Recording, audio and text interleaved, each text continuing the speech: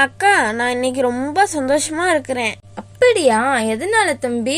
அதுவா, நான் இன்னைக்கு பைபிள் படிச்சுட்டு இருக்கும்போது ஏசப்பா எனக்கு ஒரு வாக்குத்தத்தத்தை கொடுத்தாங்க. அது என்ன அப்படின்னா, உன்னை வாளாக்காமல் தலையாக்குவேன், நீ கீழாகாமல் மேலாகுவாயின்னு சொல்லி ஒரு வாக்கு தத்தத்தை கொடுத்தாங்க.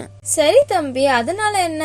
என்னுடைய ஒரு சில ஃப்ரெண்டுங்க கொஞ்சம் வசதியா இருக்கிறதுனால என்னை மட்டும் மட்டம் தட்டி பேசுறதும் ஒதுக்கி வைக்கிறதுன்னு சொல்லி என்னை வேதனைப்படுத்திக்கிட்டே இருப்பாங்க.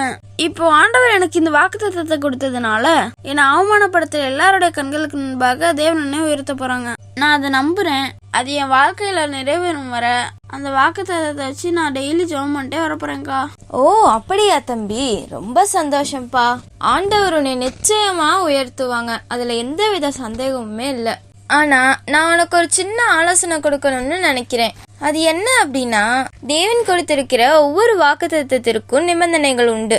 நீ சொன்ன உபாகமம் 28:14 முற்பகுதியிலும் இப்படியாக சொல்லப்படுது: இன்று நான் உனக்கு விதிக்கிற உன் தேவனாகிய கர்த்தரின் கட்டளைகளை கைக்கொள்ளவும் அவைகளின்படி நடக்கவும் அவைகளுக்கு செவி கொடுத்தும் வந்தால், அதாவது 10 கற்பனைகளுக்கு கீழ்ப்படிந்து தேவன் சொல்லக்கூடிய சகல ஆலோசனைகளும் கேட்டு அதற்கு கீழ்ப்படியும் போதுதான் அந்த வாக்குத்தத்தம் நமக்கு நிறைவேறும்னு சொல்லப்படுது. இன்னும் உனக்கு சிம்பிளா சொல்லணும்னா, வாக்குத்தத்தம் என்பது சைன் பண்ணப்பட்ட ஒரு செக்லிஸ்ட் போல. அதை நம்ம அப்படியே வச்சிட்டு இருந்தா அதனால நமக்கு எந்த பயனும் இல்லை. ஆனா அதுக்குரிய நிபந்தனைகள் எல்லாம் நம்ம நிறைவேற்றும் போதுதான் அது நம்ம கையில பணமா கிடைக்கும். அது போலதான் தேவன் கொடுத்திருக்கிற ஒவ்வொரு வாக்குத்தத்தமும் அது நம்ம வாழ்க்கையில நிறைவேறணும்னா அதுக்குரிய நிபந்தனைகளை நம்ம ஃபாலோ பண்ணணும். அப்பதான் அது நம்ம வாழ்க்கையில நிறைவேறும். சரியா தம்பி? இப்ப புரிஞ்சா?